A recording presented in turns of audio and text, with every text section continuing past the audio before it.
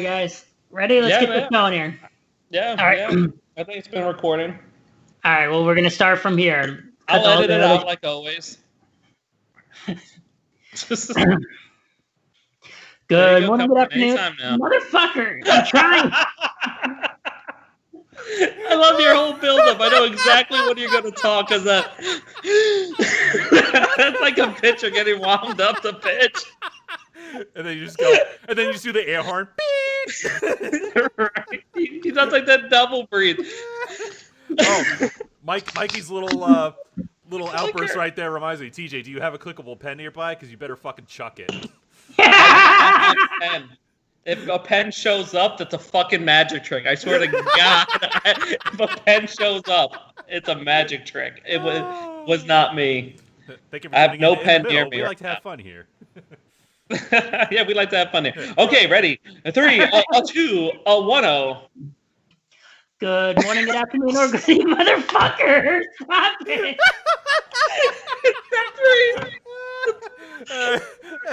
See, TJ would be You're me making on me a self-conscious, movie set. TJ. TJ would be me on a movie set. I'd be too busy fucking around the whole time. Good morning, good afternoon, or good evening. Whenever you're watching, wherever you're watching from, this is In the Middle. I'm together with my co-host, TJ, and our producer and Lord and Savior, as always, Kyle. How's it going, guys? Hey, Mikey, it's going great. Man, we had a great show last time. I actually really enjoyed that. How did you think about that? Right, it's like our first episode / 2-parter. Right, we're already started, and we're already doing sequels.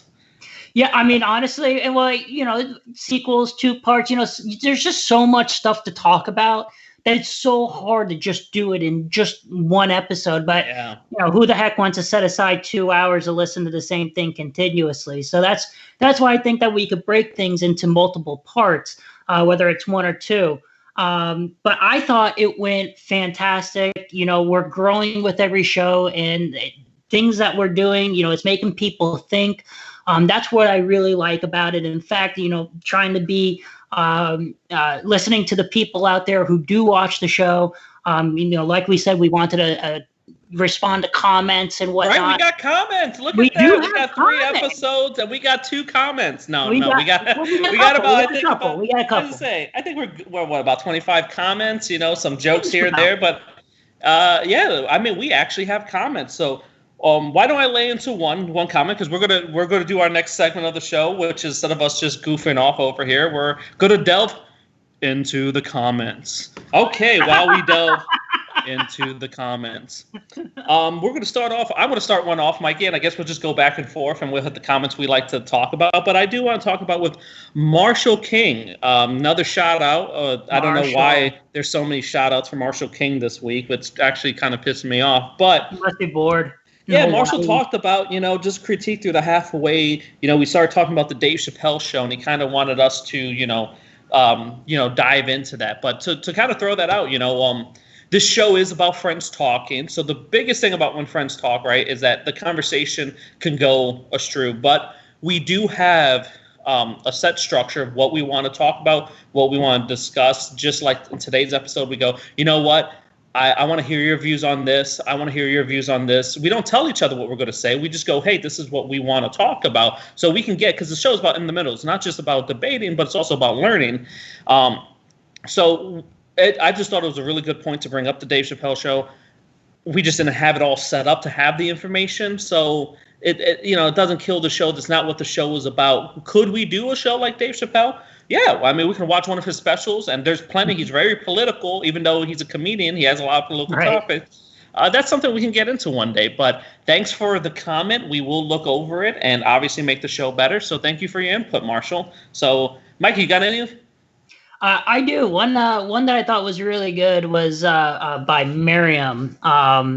There was one comment. There was actually a couple things in the one comment. One of them was where it was pointed out that the word minority was derived from the Democrats to essentially diminish a smaller group of ethnic races.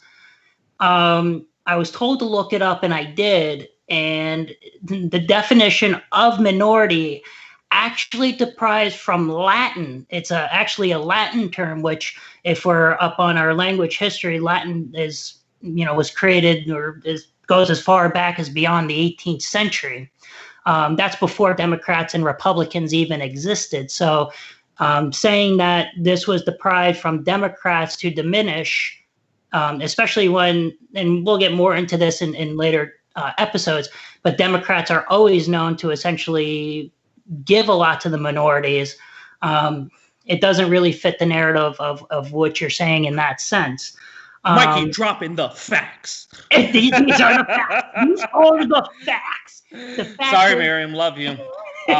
My family right there. Much love, much peace and respect. But no, you're right? It's a minority wasn't something that was just created up. I mean, it is kind of more of a political tool of today and how we 100%. Talk about it, but it wasn't created. And I think that was the biggest thing.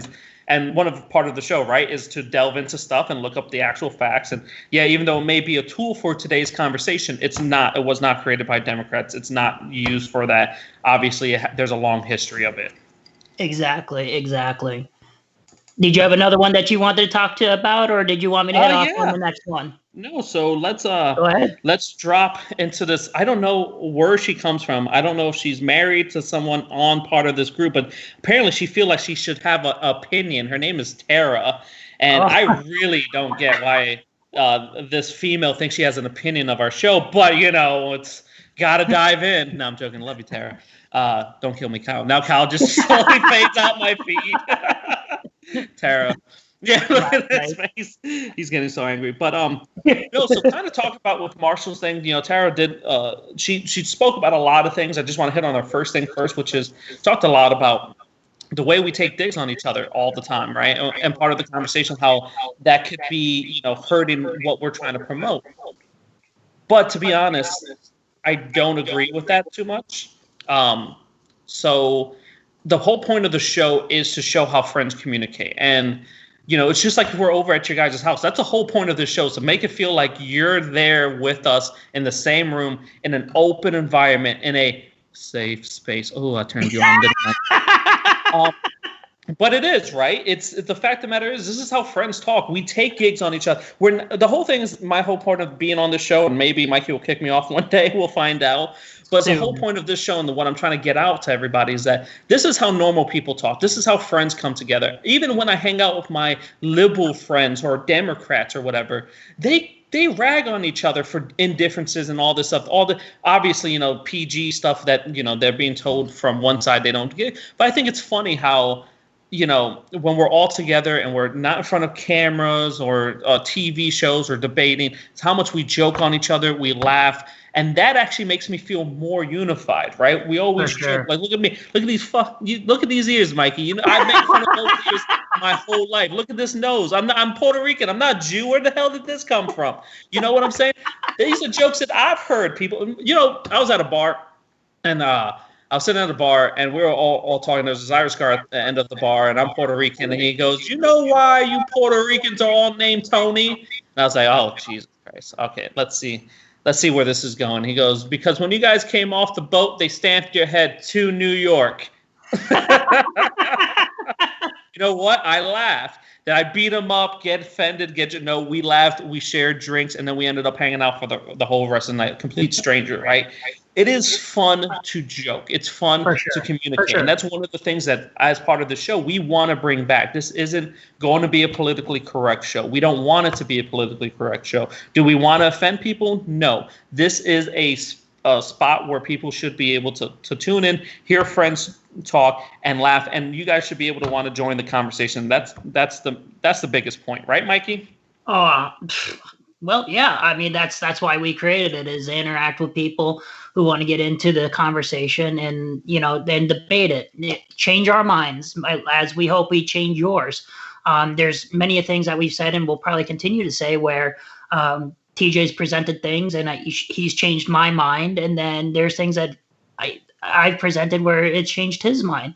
So that's the premises. And we want to make this a fun atmosphere. We don't want it to just be another hot topic or we're down to the facts. We're friends. We like to joke. This is what's gonna, I think, also help move the show along as well, is to lighten things up and not be so Walter Cronkite about it.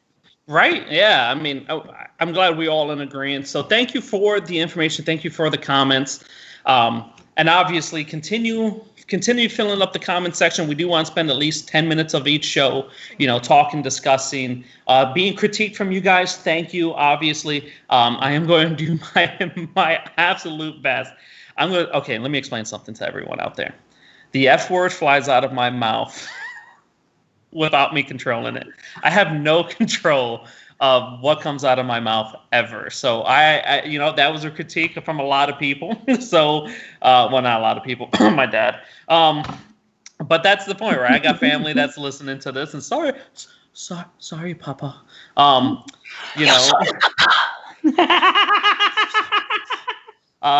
That you guys, but you know what? The funniest thing is that I've noticed we're targeting people our age and younger, right? Because we do want to change a lot of young minds and people who are our age. But we do have the older group that are actually tuning in and actually really liking the show too. So I can be better at this. So we are taking your critiques. So completely continue to add comments, talk to us, let us know how you guys feel. And obviously in this show too, just keep it going. We're loving it. And we're going to add this part of the show to the beginning of each one of our shows going on forward. So for sure. Anything else, Mikey? You got any other comments or anything else you want to hit? There was one more comment that was actually from Miriam as well. Not trying to pick on Miriam. I just thought her comments kind of standed out to me the most. And you kind of have to touch on the other comments a little bit better than I could have. There was one part of the comment where you mentioned, Miriam, that the world is getting upset about a criminal being killed. Now, well, last I read, you're innocent until proven guilty in the United States.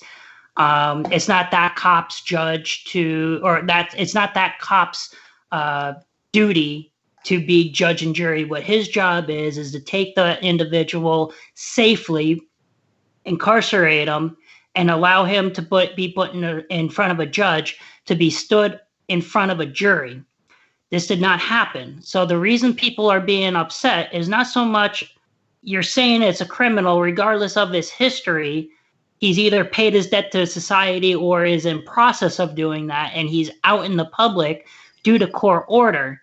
So to be able to deem this guy as only a criminal and that we shouldn't be upset by it, I'm sorry, but that's where I have to respond that we're not judge or jury on this. Unless you get called into that courtroom to deem that individual as a criminal, that is the only time that individual is actually classified. Yeah, but the problem there, Mikey, is that he never made it to the courtroom. And I think that's what we all in agreement of. And to step in a little bit, I do agree with you, Mikey. I mean, the fact of the matter is no one's deeming this guy a hero. And at least that's my understanding. It's not that he is a hero. It's the way that he died that has sent a message, and that is the message that's being carried. Because they're saying his name. His name has no reflection right now of the person who he is or what he's done as much as the way he died. And I think that is something that from all parties needs to understand about, is that it's not about him as a person being killed by a cop, but it has to do with the way he died in the hands of a police officer. That is the crime. That is what got everyone up into arms. And that's the topic of discussion. Has nothing to do with his criminal history. Has nothing to do with the type of person he was. 100%. I doubt if you talk to him today that he would have been, oh yeah, this is the way I want to go out and be remembered. Has nothing to do with him. It has everything to do with the action. 100%. I mean, you finished that off better than I could have. I mean, that's. I usually do. Giggity, giggity. Oh man. But hey, guess what, Mikey? Uh-oh. As we move on, we actually have a sponsor. Wait. I know, right? Takes your breath away. People are noticing our show, so. Actually, we got sent over a script. I sent Kyle over the music. And can I get this moment? Can I do it now? Can we hit the sponsorship going? Well, who's it by? You'll find out in a second. Oh, no. Okay. Cal, hit this music.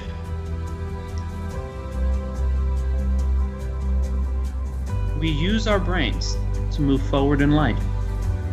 We use our thought, which leads to understanding. We use common sense to ensure we do the right thing. But what if there was a nation with none of that? Welcome to the Capitol Hill Autonomous Zone, also known as Chaz. Yes. Christ. Just like your drunk friend's name in college. Come, join our liberal utopia, where we destroy barriers just to build the walls we agree with.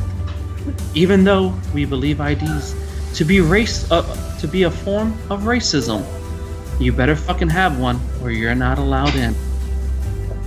Come, walk our beautiful streets in peace without the fear of police or civilians with guns, the two biggest problems with America. So how do we keep our streets safe? We have armed civilians acting like police with no training who make up their own laws. So as long as you pay their fees and live by their rules, you too can live in utopia. Come, join us in Chaz, and please bring food, because we're dangerously low. This is not a paid advertisement because we have no money. Ah, son of a bitch! God dog it. Gave him free advertisement. I'm going to get paid for it. Let me just put this out there, TJ, before you even go any further with this. Are you moving there, Mikey? Is that what you're going to tell us? You're going to go to your liberal utopia of Chaz? Dude, that is an extremist view that just... dude, I don't even know where... Dude, why are you bringing up Chaz? Come on, man. Well, I thought Chaz was a perfect way to introduce our topic, which is... I got to... let in there with the conversation a bit, which is gun control, which I think is we're trying to always stay current in events, and I think there's a bunch of stuff going on, Chaz, and I think we can pick a million one things and topics to discuss about. But I thought it was really funny that this liberal utopia is being controlled by armed civilians, right? Like the head of the honcho has guns and he's running this place, right? So I think it's just funny because with a lot of conversations that especially me and you have had, and obviously conversation I see on the news is that guns are evil, should be outlawed, we shouldn't have it. But it seems very funny that the moment you want to deem yourself a free nation or a free country, what's the first thing you have to go reaching for? And it looks like the guns are the solution.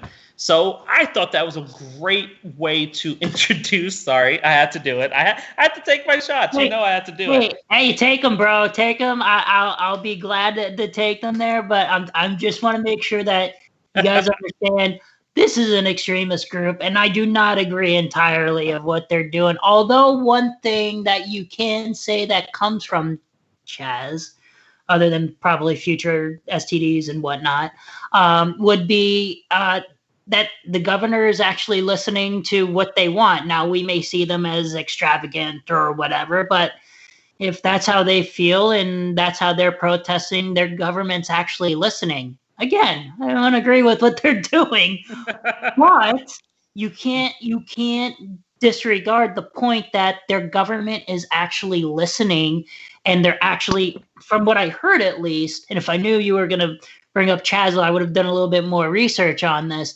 but I believe that they're starting to disband because the governor of Seattle started to put some legislation. Like I said, I'm not prepared for it, but I'm going to let you run with Chaz because I think it's also ridiculous. They started to disband because 4 people were murdered in the past 7 days.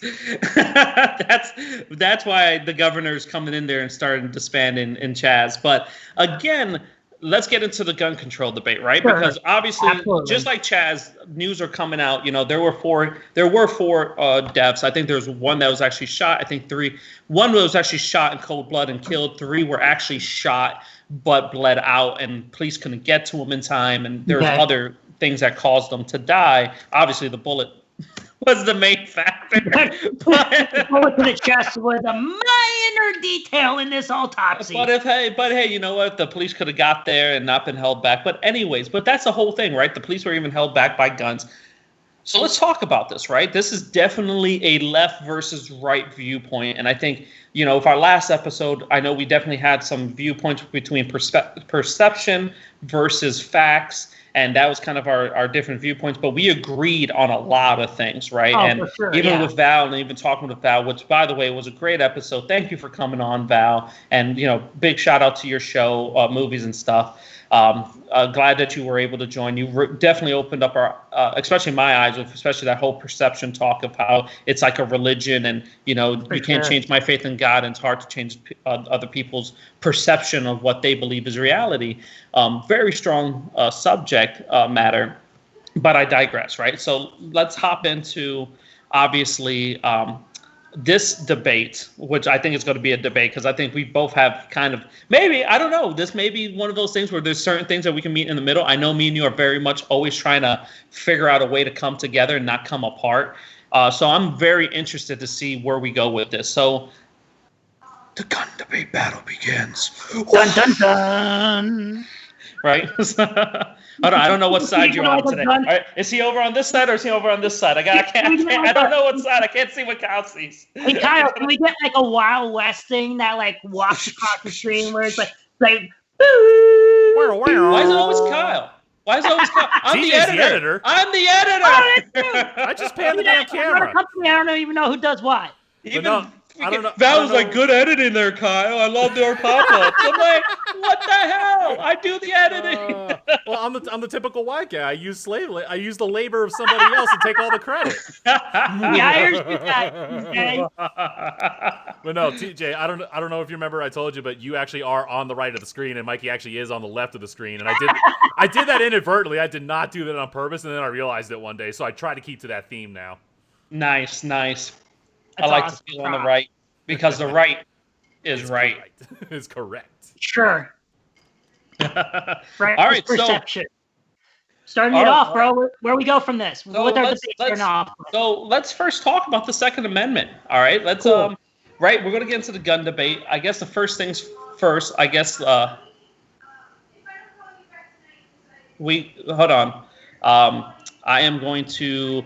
Technical difficulties. Pause a quick second. Sorry.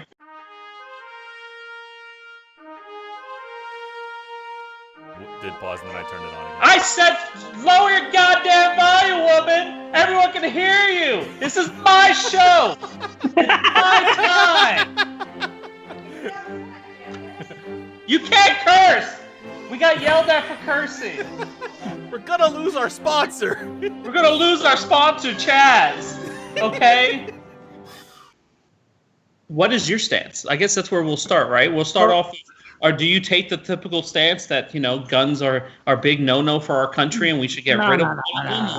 No. So here's my stance: is I believe everybody should have the right to bear arms. Protect yourself and your family with a gun. Now, where I feel that we push the envelope and where we need legislation and rules and regulation is I feel that an American or any individual out there does not need to pull the trigger and spray 5 bullets or 10 bullets, whatever it is at a time. One push of the trigger should be 1 bullet. And there are many examples of where, yeah, I know you don't like that one, TJ. I know you're doing your. No, I'm just trying to look. I'm kind of baffled a little bit, because if I pull the trigger on all of my weapons, only 1 bullet comes out. Semi-automatic is you pull 1 trigger. The only thing that makes a semi-automatic or what's called semi-automatic is when I pull the trigger, it fires 1 shot. But then it reloads the next shot. That's what makes it semi-automatic. Automatic is fully automated. But that's been banned, or let me say this correctly before Kyle kills me. Hasn't been banned, but it has been heavily regulated since 1986. So that whole thing of pulling the trigger and having 20 rounds go off, it doesn't. I'm not saying it doesn't that the guns don't still exist here in the United States, but you can't buy them. They're not manufactured. They're owned by private sellers. You have to have a license. You have to have government approval. There's so much you have to do to get your hands on these things. It could cost you anywhere from $10,000 to $250,000, depending on the gun, to even get the licensing to have an automatic weapon. So there's a lot to that. So I know before I was like, well, they're banned. Technically, they're not banned. Manufacturers can't sell them to the public anymore after 1986. You can only get them from private sellers. But even though those are all tracked, and you have to spend a lot of money to get the licenses and stuff like that to have that. So just real quick, so just to digress a little bit back to kind of your statement about home protection, do you know what the Second Amendment was created for? Like, do you know what it states in the Second Amendment? The right to bear arms and to have a militia. So militia, right? So let me read this out really quick. It's Second Amendment is a well-regulated militia being necessary to the secure of a free state. The right of the people to keep and bear arms shall not be infringed. Now, the whole purpose of this was during that time, and even in today's society, well, if you believe in this, right, where there was a big battle between the federalist government versus the states, right, which was, the federalist government means everybody is one. There's really no state rights. We have a main army. But the problem was the states were like, no, we want to have our own rights. We don't feel like we should all be controlled by one federal government.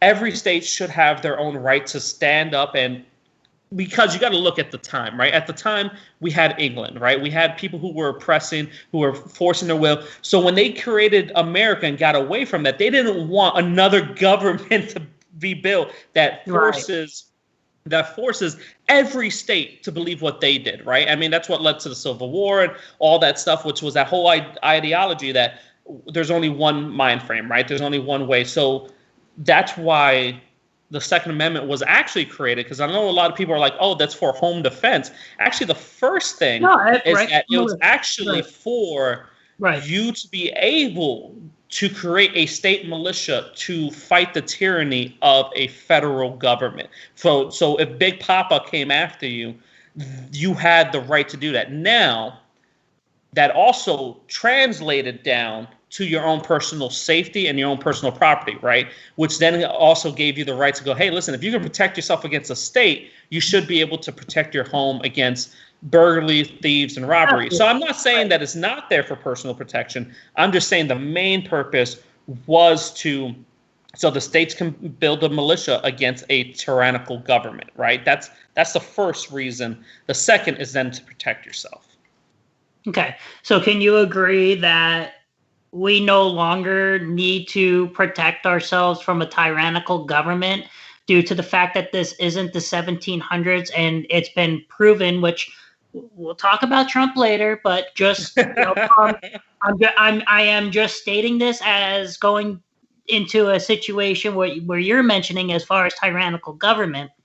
But the beautiful part about our government is that we're made up of 3 branches. So regardless of one party controlling one branch, you still have to have all 3 corrupt in order to have a tyrannical government.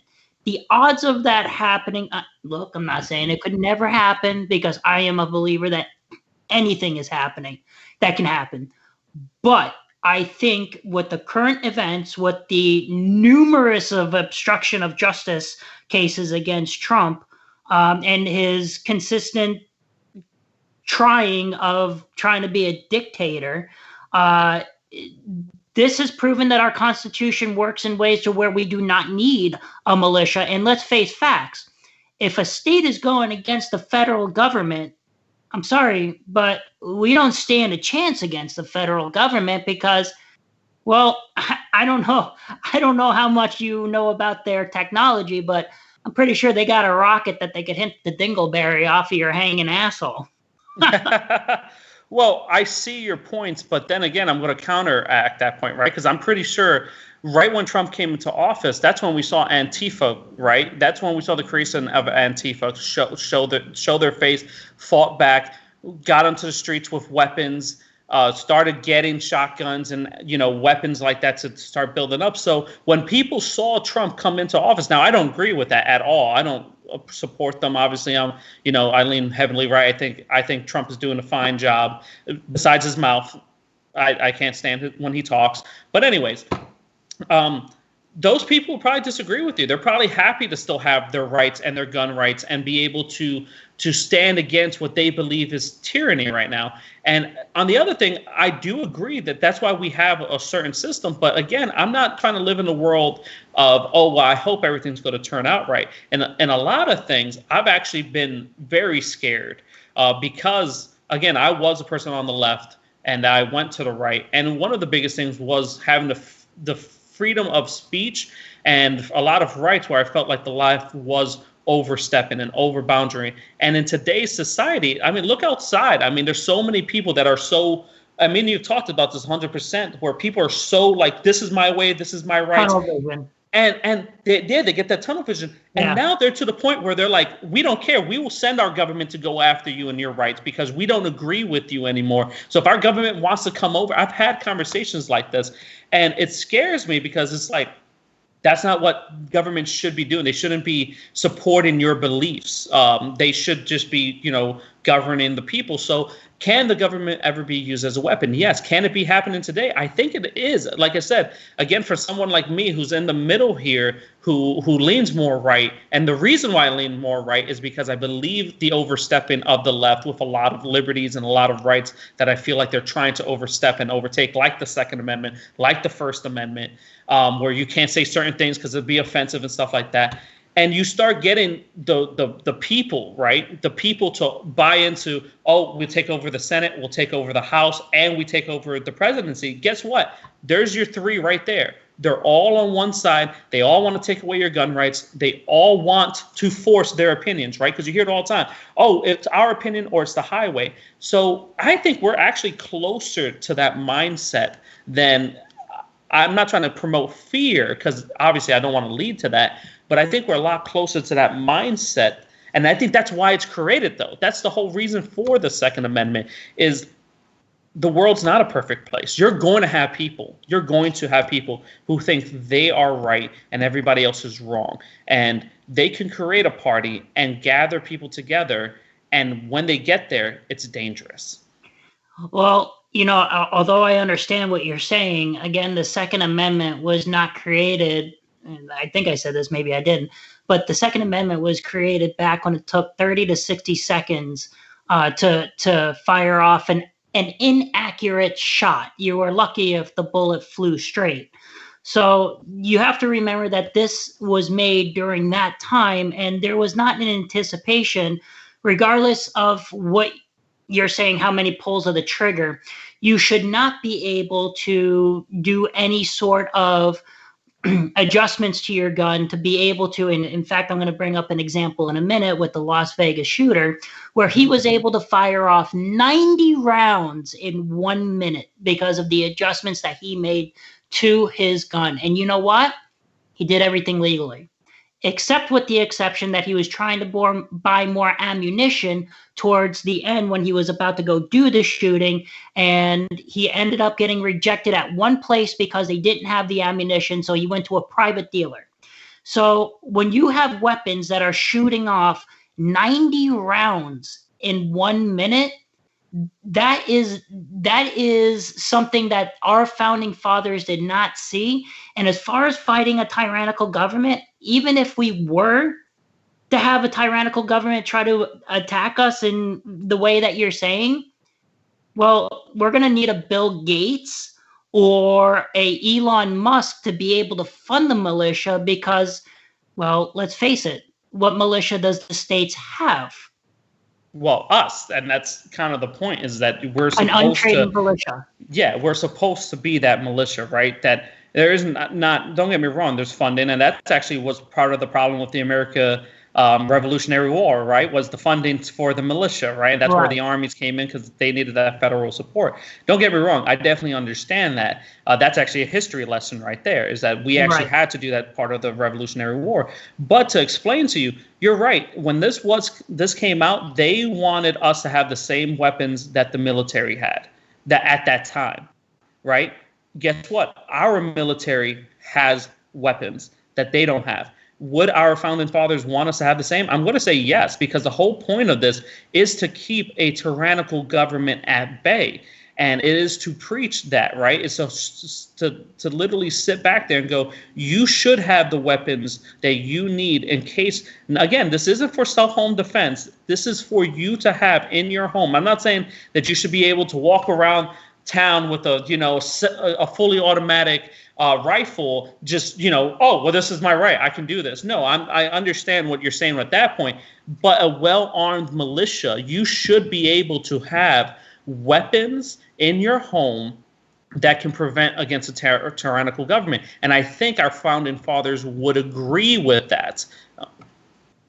Well, so... Hold on, sorry, Mikey, just 1 second. I think Kyle wanted to chime in.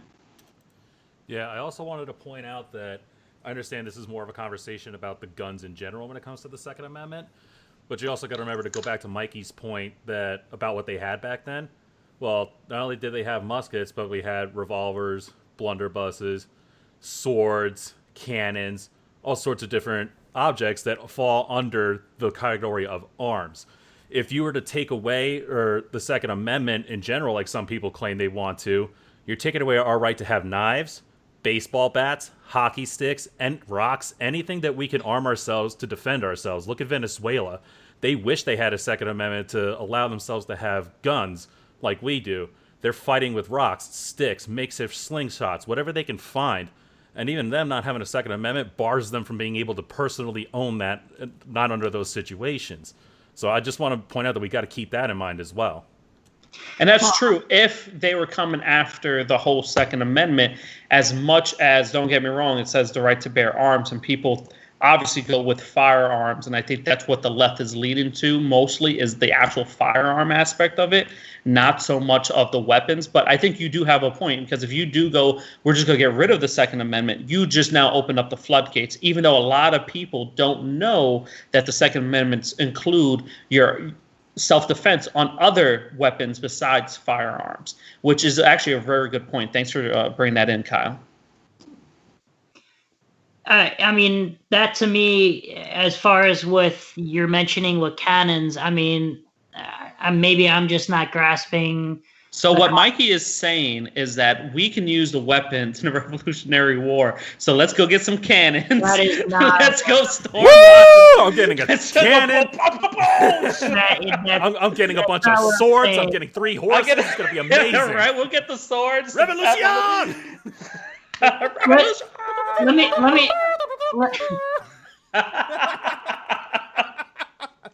I'm sorry, Mikey. But come on. I'm sorry, Mikey.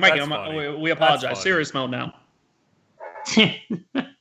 As far as with, you're mentioning that we can only use revolutionary weapons. I mean, that's ridiculous. I mean, I definitely understand that weaponry, evolves and whatnot. But, people say the main defense is, oh, we need weaponry to defend our house.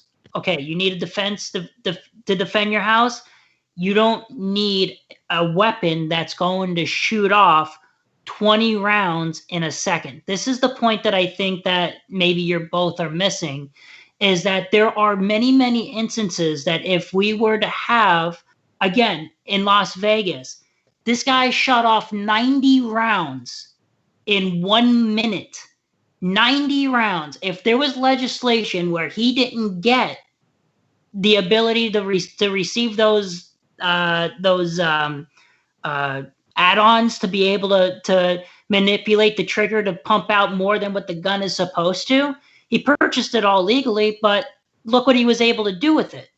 This is where I'm saying, and this is what my point is, that the Second Amendment, you could say you're going to fight the government, but I'm going to tell you right now, that's a unicorn in the distance, because with the government that we have now, you're only going to have 4 years. And what the people of the United States have showed us is that they like the fact of when not one party is in control of the House, the Senate, and the presidency. And as long as the presidency, the House, and the Senate are not all one party, you're not going to have a situation of corruption to where our government is going to need to attack us. A lot of people bring up the instance of, who was that, Ted Bundy, I think it was. Yeah, Ted Bundy, who, I'm glad you didn't bring it up, because it's a point that actually diminishes the value of what people are trying to say, with the government trying to move in on their land. But the people who are fighting for Ted Bundy, when Ted Bundy owned the government for illegal grazing, he owned the government $1 million, over $1 million.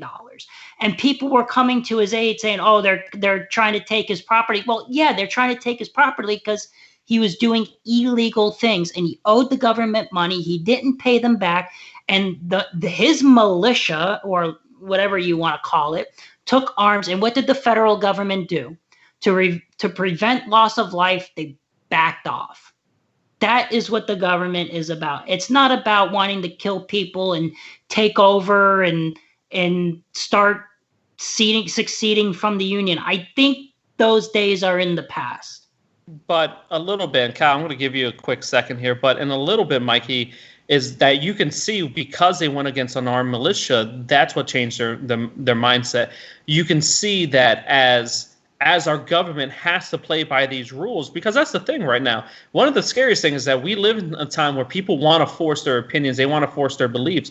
Right now, you have to play by the rules because you are going against an armed civilization. So sit back and so the thing is what's the way that you really have to judge this, right? You can say this all day long, like, oh, well, we don't live in that time. Okay, well, you have to sit back and you have to judge it against other countries, right, that have the same thing where, hey, you know what? We don't have these things, and we lost our guns because we believe in this. And what has happened, right? We can talk about Nazi Germany as one of the biggest consequences. Anytime that anybody wants to overthrow people, they steal their weapons, and then the government comes in there and takes over. So to sit back and go, well, that's not really a big issue to us. Well, because we have the guns now. When you sit back and you go, well, you don't have the guns, you can't. Well, we can get into England, and I'm pretty sure we're going to get into England a little bit, where violence people, they can't speak up. There's a lot of protesting going on. The government's like, you know what, screw you. We're going to do things the way that we want to do things. You still, you have a democratic policies, but you still also have kings and queens there. There's a whole bunch of stuff that, like when you look into certain things, right, that we take for granted here. Right now, you're talking about, and this is sometimes when we talk about spoiled rich kids, right, where kids are spoiled and, oh, you get everything so good, so now you're out there in the world and you don't know what real life is. And it's the same thing right now. How can we state and go, oh, well, we have this perfect government, it won't happen to us? Well, yeah, because it's built on the blood of people who sacrifice believing in these amendments. It's built on the fact that people, especially our armies, are very much down from the South. Those are what fills primarily a lot of our army, who believe in Second Amendment rights, who believe what they're doing and what they're out there is for fighting cause and reasons. So they are not going to turn their guns on the American public, right? So there's a lot of defense that we have in our country that keeps a tyrannical government. And that's all I want to sit back on, because I don't think you should, again, say, oh, well, it's not on time, and what chance do we have? Well, if that is the case, too, if you're going to say what chance do we have against the government, then we need to then have the same weapons they have. If that is your point, that doesn't make me feel safe and say, oh, we'll win because we have the bigger numbers. But hold on, Mikey. Just real quick. I do want to hand the mic off to Kyle because he's been wanting to say something. So, Kyle, go ahead. Thank you, TJ. And I hope this doesn't get too far off track from what we're trying to discuss in our outline. But, Mikey, I also wanted to point out that a lot of the points that you make when it comes to the operation of the tool goes to the worst-case scenario immediately, but you're not considering the side of the actual practicality and self-defense. Let's say, for example, you said that in order to defend my home, I don't need to be able to have a gun that can spray 20 bullets like that, in a certain amount of time. But think about what's been happening recently with all the protests and rioting. There was the rumor that it was going to spill out into the neighborhoods. Now, I'm sure that freaked out everybody, all of you. And it especially freaked me out because I live in a pretty decent neighborhood. TJ's seen it. I'd hope you get to see it soon, Mikey, and we can be done with this corona bullshit. But no, it's an affluent neighborhood. I'm not gonna lie, it's very nice, and I have a bigger risk of being invaded by these people because they're gonna be angry that I have a nice house in a nice neighborhood that's secluded. So, with that being said, and you're white. Let's not forget that part. Well, I'll be damned. But with that being said, if they a white person with a nice house, go on. But with that being said, if I find out that they're coming at my front gates here, a few hundred, like 50 yards from my house, I have every right to be able to defend myself against as many people as I can. Me, my wife, and my growing family. So you're saying that I have no right to be able to take down as many people as I can, if not the whole group coming at me to destroy my house, my way of life, just because they're mad at somebody else? So, put yourself in those shoes, for example. Somebody breaks into your house, and let's say you're limited to three. You're talking what ifs, though. You're talking what ifs. So are you. So are you. Hold on, Mikey. Let me finish my point first, though. So, put yourself in that situation. Somebody breaks into your house, and you do have the tool that's a mob breaks into your house. That's on my shirt, and your limit is to three cartridges in the magazine. Wouldn't you rather have as many chances as you could to save your own life? Or are you going to be glad dying being limited because, just in case somebody went off the rails, I saved a couple of lives there, but at the sacrifice of my own personal safety and my family? Shit, Kyle, you better get a rocket launcher then, because it sounds like you're preparing for some serious zombie stuff coming. Let me put this in. And it's all right to be prepared for something like that. Zombie stuff can be real, okay? I live right by a cemetery. I want enough rounds to take out as enough zombies as possible. This just got serious. I don't think you're taking the zombie stuff seriously. Kyle, so you mentioned self-defense. Okay, let's say that we'll go down that aisle of self-defense. Do you realize that self-defense gun deaths out of 100, how did it go? Is only 1% of actual gun deaths, and it's the same as accidental gun deaths. They're only about 100 instances apart. So what you're talking about of prevention of which is actually classified in one article, which I'm sure we'll have up here. I'll send the data to TJ. Is 539 people are killed by legal intervention, but yet accidental prevention is at 458 cases just in 2018. 2018 was the only stat I was able to find. Don't know why. So your attacks of what you're speaking about doesn't speak to the numbers of what's actually happening. We could talk about what cans, but if we're going to talk about what cans, then we need to fund satellites into space. We need to get rocket launchers. We need to get a nuclear bomb because they have one of those. So if they nuke themselves, that doesn't make much sense. Well, can you understand that? First off, tell that to the rice farmers in Vietnam. They defeated the U.S. military. Because when you're talking about self-defense, there's just almost just as much accidental preventable deaths compared to people killing for legal reasons of protecting themselves. Yeah, but what you just said is you'd rather see me die than add 3 more statistics defending myself. That's what you just said. That's a disturbing thing. That's a very disturbing thing, that you'd rather see me die than add 3 more bodies defending myself. And TJ wants to say something. What I'm saying is the probability of what you're stating is very, very unlikely, if not. And so is yours. Yours is extremely rare. Let's delve into this, right? So this brings up so we talked about the history of gun laws. We talked about how we both feel on it. So let's talk about that. Gun laws, right? You're talking about modifications, protecting your home, your magazine size. So let's get into that. So let's talk about gun laws. This is just getting straight into the next subject. That's why I want to hop in there. Sorry, guys. I know you guys are But don't worry, Kyle. Me and Kyle are a little bit more synced up here. I'm just waiting for the right moments to throw these things out. But I love your enthusiasm, Kyle. Don't worry, stop me, because that's why I said I wanted to stay off this episode as much as possible, because I can go on those points for like an hour straight each one. I know, and that's why I'm trying to keep you off.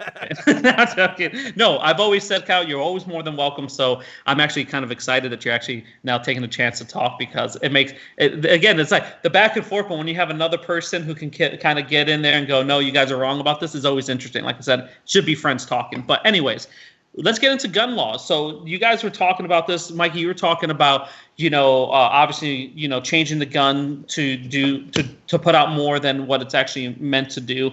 But in my statistics, let's talk about gun laws. So first things first, gun-free zones. Not every, I'm going to correct myself on that. Most mass shootings and the most occurrence of deaths happen in gun-free zones. The highest murder by firearms by states are where they have. So I did the top four, right? Top four of the highest murder by firearms by states. And these coincide with some of the strictest gun laws. So some of the strictest gun laws is California. And California is one in highest murder by firearms states. By 1,274 were killed. This was in 2017 statistics, by the way. This is the most accurate data. And Mikey, I think you can agree with me. When you get into data, there's really hard to find, exact data. Everyone had things differently. So that's why, by the way, when people are like, well, why it wasn't top 3, top 5, top 10? Because every time you go to a different website, there's so many different information. So I had to pick the only website, and I could only find like 4 that was always on the top 10 of each list, you see? So California was one of them. Texas, which was bad. Actually, I was very surprised, Texas, because Texas is like, you can't take our guns and are free. But they actually have medium. They're not high in the gun laws, but they're in the medium, right? They're in the medium range of what laws they do have there. So Texas was second with 1,012. Illinois, which is, again, not the highest like California, but, in what I call the mid-tier with gun laws, 693, and then Pennsylvania with 567.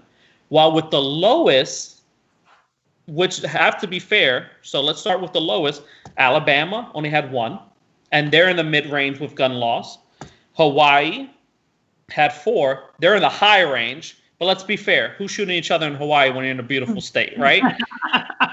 Then 2 of the most relaxed gun laws means you can go in there, buy a gun, and just walk out. Relaxed gun laws. Open carry state, Vermont and Wyoming with 6. So those were again, I know people are going to go out there and look on there. Well, no, that doesn't match with mine. Trust me. I spent hours trying to find this information. Every website tells you things that are differently. These are the only 4 that I can find that were constant. So that's why I put them on the list. So again, the highest states have the most gun laws. The lowest states, yes, Hawaii, very strict gun laws in Hawaii. They're down to 4. But the other 3, especially Vermont and Wyoming, no gun laws, very loose gun laws, minimum amounts of death. So I think when you were talking about this before, Mikey, where you're like, well, the data and the numbers, this is how many people have died from accidents, so this is how many people actually fought. Well, again, if you look at the data and you look at state data, states that have implemented open carry laws have actually reduced in crime. So to state that, guns, there's an even number. Actually, when you actually have more states that have open carry laws, the gun violence drops. So if people know, and this is the point that I'm making, like, oh, how many times do actually people use their gun to stop an intruder? Yeah, but when people know that they're going to get involved in an area that has guns and has open carry, they're going to be like, well, you know what? I'm I'm not going to go in there with a gun, because guess what? I'm going to get shot in the head. What they're going to choose are gun-free zones, which we have seen, which have not saved any lives. Well, the stats that I have kind of contradict what you're saying, because I've got information from the CDC.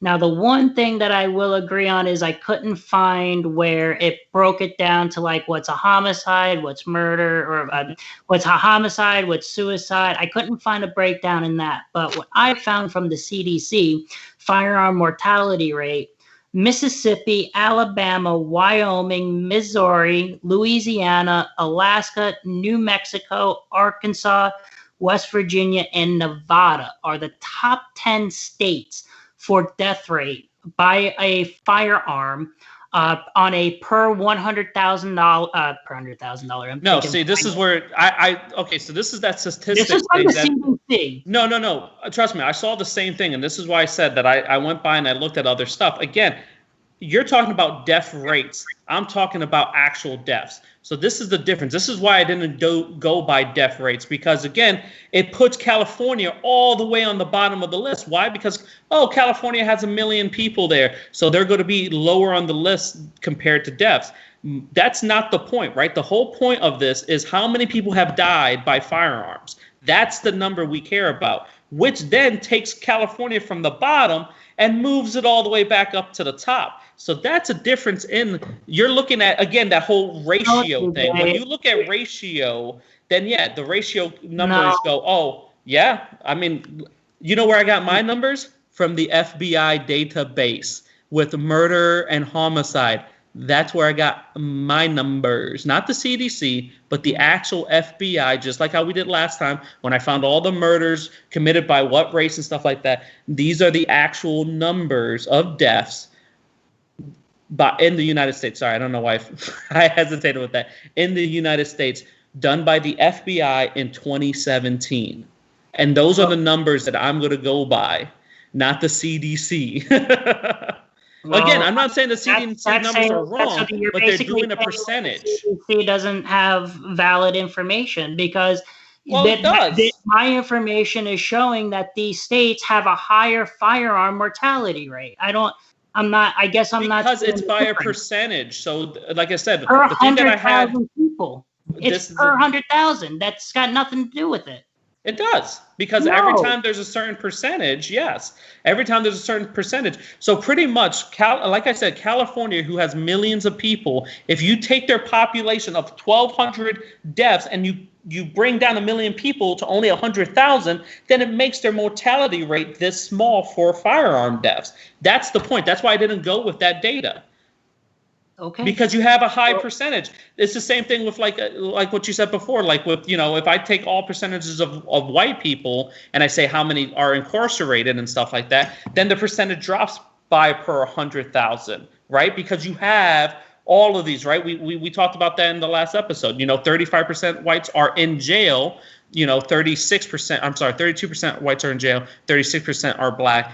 But those numbers are pretty close. But when you look at the 100,000 rate, because white is in a higher class, that 32% and that closeness drops it all the way down to what I think you said. It was like 5%. So there's a whole big difference this is my problem, is it seems like a manipulation of data to fit a narrative, right? They're going, California has the highest actual death rate by weapons. But if you look at that, we have 1 million people, and you know what? Alabama only has. Looking at a population percentage. It's saying regardless of the population, every 100,000 people. I don't know how to explain this. 100,000 people from 1 million people, Mikey. It's an average. It's not taking the whole number. It's not saying that 12. So then what you're saying is that we'll never have accurate data. Well, it's not that it's not inaccurate, Mikey. They're saying this 1,300 people died is not counting from the 100,000 data. It's counting from the 1 million people who live in California. What they're doing is taking the average, dropping the average to 100,000. What does that do with the 1,274? That drops that number down to what? 20? So once you get to that number of 20, that changes the mortality rate. It's all just about ratings and statistics. What I'm trying to say is that I'm not reading it like that. I'm reading it by deaths. We're just going by deaths. That's it. I'm looking at it by deaths. You're looking at it as a statistic between 100,000 people and what is the rate of death at 100,000. I'm looking at it just per death at all. So I don't say that they got the wrong information, but obviously they're putting that data in a different format, while the FBI is just going, this is how many people died, people. That's it. This is how many people died. I don't know how many people live in California. I'm just telling you how many people died. I don't think it's inaccurate data. I think it's just population basis, though. I mean, I guess I'm still not seeing what you're saying, because regardless of how many individuals are in that state, it's the average. So you're taking the average and you're saying this is the mortality rate as an average per 100,000 people in this state. So I'm still not following you. But the whole thing about it, again, is what are the deaths to gun-related incidents, right? And that's the whole point, right? Is that we're looking at deaths as per gun laws in certain states, in certain facilities, right? That's the point that I'm making, which is, yes, you're looking at an overall statistic, again, and you can bring it down. To me, that doesn't really make a change. What about if everyone from California moved to Alabama and had open carry? Would the statistics be different? Would they increase? Would they decrease? You don't know that. You don't. All you can know is how many people died within these states with these laws. That's my debate. We're going to look at these states by the laws and how many people still died with these laws in place. That is the data that I need. To sit back and go, oh, well, we'll take everyone from California and move them to Alabama and see if the number goes up or down, to me is irrelevant, because we want to change the data to kind of fit a narrative.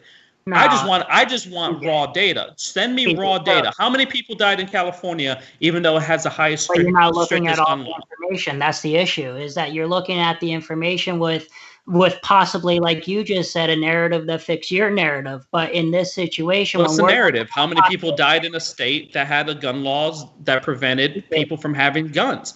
That's not a narrative. That's literally facts. California has the strictest gun laws. You pretty much can't have open carry. You pretty much can't just go into any place and buy a weapon. Yet it still has the most deaths. 22.9%. You just said Alabama had the highest. It had one death in 2017. I meant to say Mississippi. If I said Alabama. Oh, okay. I was going to say, but that's also kind of my point, right? Because you just named off Vermont, Wyoming, and all these other places. I did not mention those. I swore you did. Why? Well, look at, okay, so you did mention Alabama, but you're taking that back. You did mention Wyoming. Wyoming, six deaths, Mikey, over 1,274.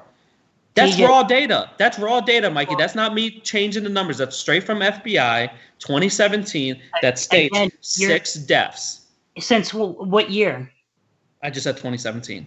I didn't hear. Okay, so as of 2018, which is my data, I'm showing that what was it? Alabama, we were just talking about, is number 2 in the country for firearm mortalities by state. Now, okay, and where did you said you got that from CDC? And I'm going with it because this to me shows the true narrative of what's happening in these states. There is no debate that 22.9% of firearm mortality is happening in Mississippi. Well, I don't have Mississippi here. Do we? 21. I'm sorry, my notes are slow, so I keep flipping between Mississippi now. But you get what I'm trying to say. Okay. But again, Mikey, I see that. I'm going to actually look up that information myself too, because again, like I said, I looked through a lot of data, and a lot of data was construed between 2018 and 2019. So that's why I went with 2017. I do agree with that. Again, that's why I had a lot of problems. I can find a lot of evidence to support the numbers on 2017 and 2018 and 2019. I kept finding different spots that, like I said, one claimed that Illinois was on the bottom of the list, which we all know for a fact it's not. So again, it's very hard to construe the 2018 and 2019 data. But again, my point, Mikey, that I'm trying to bring out here is which is the fact of the matter is that we have gun law states, some of the highest gun law states, and we still have deaths. And I think that's the most important thing, because it's the same thing with when we look at Black Lives Matter, right? It's not the fact of the matter is, and I said this 101 times, that, oh, well, it's only really 0.0005 of all deaths. Well, no, we sit there and, well, it shouldn't happen. And, okay, it shouldn't happen. So the same thing with gun laws, right? It shouldn't happen, right? We shouldn't have all these deaths if these states have such high gun laws. Why are still people dying? Why do we have such a high death rate in a lot of these states that have high gun laws? Which brings into what you were kind of talking about, which is accidental death.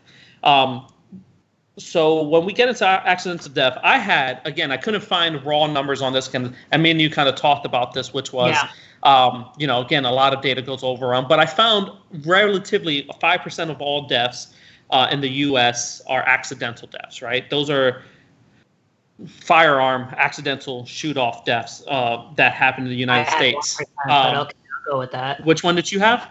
I had 1%, but off of the information. But I mean, I think I looked up suicides and all that other stuff. So that's what maybe we were talking about before. The one that I had kind of broke down that like suicide was different. Suicide is like the biggest, but preventable accidental it was, at least in what I found for 2018. If you were looking at 2017, it makes sense why you have different numbers. But I found it preventable accidental deaths was 1%. And legal intervention, where it was, self-defense, was also 1% within 100 cases difference. Yeah, on these ones, I found 2018, by the way, that I put these all together. But what I did, and the way I looked it up, wasn't just accidental, like, oops, I shot the gun. It was deaths that were done pretty much by guns, not just murders, but like accidental deaths in the United States. It could have been a suicide. It could have been whatever. Right. It was 5%, which placed it in 15 and all the deaths that humans do, from poisoning and driving and all of this stuff of drowning, all these accidental deaths. It came in 15th place, and in first place, it's 42% is obviously vehicles, right? Vehicles are the number one cause of accidental deaths in the United States. As for protection, I have about that 300 to 500. Again, I couldn't find a percentage on this, but 300 to 500 times a year, and I think you agreed with this too, where actually a firearm is used for protection. I think you said like 400. It was close to my numbers. It was close. Yeah. So I have the same thing with that. But again, what I brought up before, which is when it comes to protection, in states that had open carry laws, right, that allowed you to go out there and actually have a weapon on your persons, rape dropped by 8%, murder dropped by 5%, and assault dropped by, actually, rape. Did I say rape? Yeah, sorry. Let me fix. 8% was dropped by murder, 5% rape, and 7% assault, by having states go into the open carry. And I think we talked about this before, where we wanted to see, was there a benefit to having people armed to not having arms? Or if you have people armed, how many people are actually just killing themselves, right? And I think that's also what we kind of talked about, right? Which is there an outweigh of benefits there? And again, these are the numbers. You can say yes or you can say no. These are just the numbers, right? Where, there are cases where people defend themselves, and it does drop the overall murder rate. It drops the overall rape rate. It also drops the overall assault rate.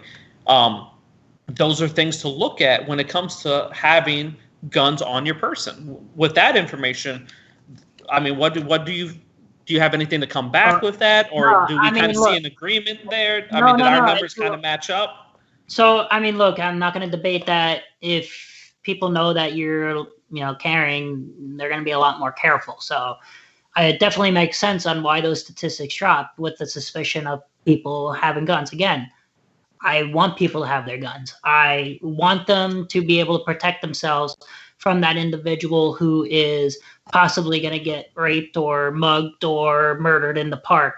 But I still don't feel, even with the extraordinary circumstances that are presented in these what-if scenarios, I still, in my personal belief, do not feel that you need to have either the ability to manipulate your gun to shoot whatever the amount is. Let's say anything more than 5 rounds per click or pump, whatever the hell it is you want to define it as. I'm kind of glad that you brought that back up. Again, talking about modification of the weapon, you talked about government tyranny, which I think kind of conflict, right? If we're going to fight the government, we need the ammo, we need the right weapons. That's the whole purpose of that. Now, again, I see what you're saying, modifying the person to kill, but if that was more people and we were promoting gun safety, and that person knew that he was going to be surrounded by other people with the same type of firepower, with the same type of arms, one, would he still have committed the crime? And two, would there have been a reaction to stop him sooner? Well, what actually happened, and again, we could go on what ifs all day. I mean, we could go to. Well, I mean, it's kind of important, right? No. Let me finish. So going on what ifs and whatnot is something that we could really do all day. But here's the thing: is the Vegas shooter is the one who I was referencing to. Show me an instance where somebody was in a situation where they needed to spray off a bunch of bullets. Where was that necessary? Where has that been necessary? Well, that is a great question. For our next episode, you like that? Left the cliffhanger. I know. I know Kyle wanted to say something. I want to make sure he gets in with his statement. Oh, no, no, he didn't have anything on that. I'm just doing a lot of nodding and like, yeah. He would give us the sign if he needs to step in. Yeah, but I'm just doing a lot of emotions in the background and keeping out of it. So thank you guys. So real quick, obviously, we left you guys with a cliffhanger. Oh, what's going to happen on the next episode? Like I said, Gun Debate was not going to be a small episode. We were not going to cover it all in one. But we do want to keep these to an hour. We think that's plenty enough time to listen, tune in, get what you guys, everyone's working, everyone's busy, everyone's got a lot on their plate today. And we feel an hour is good. If you guys think we should change, make the show shorter, make the show longer, let us know, because we're only going on what we think is good. We're trying to, meet a demographic out there that, doesn't have 2-3 hours to spend. And I know for a fact I can't listen to a podcast for 2-3 hours. So we really want to break these down to hour-long segments and episodes. Obviously, if you guys like it, you guys have any opinions on it, comment below, follow us on Twitter, and I'll pass off the mic to Mikey. Yeah, I mean, great conversation. I mean, the thing that I like about this is that, we do bring up a lot of information, even in, when we're debating statistical information and how we see things. I still think that it's good that, we present all sides of it and how we see it. So that way, maybe we're both right in these situations and somebody else could point something out, but it's good. It's good to talk about these things. I want to see what other people think. I think it's a good topic, even though we don't have, it's not the hot topic of today. I feel like it's always kind of like a hidden hot topic with guns, especially when it comes to the Second Amendment. But talking about that hot topic, Chaz baby. You gotta get that Chaz De Niro, man. It might be. Wait! I'm supposed to read off their thing twice, so I'm sorry. We're gonna use our brains to move forward in life. We cut this feed. Gotta get them first. Gotta get paid first. Oh yeah, that's right. No, they gotta get. Anyway, guys. Thank you all so much for tuning in. We'll get this out on Friday, so enjoy your weekend. And tune in next time to In the Middle with TJ and Kyle and myself. Let's not forget about me.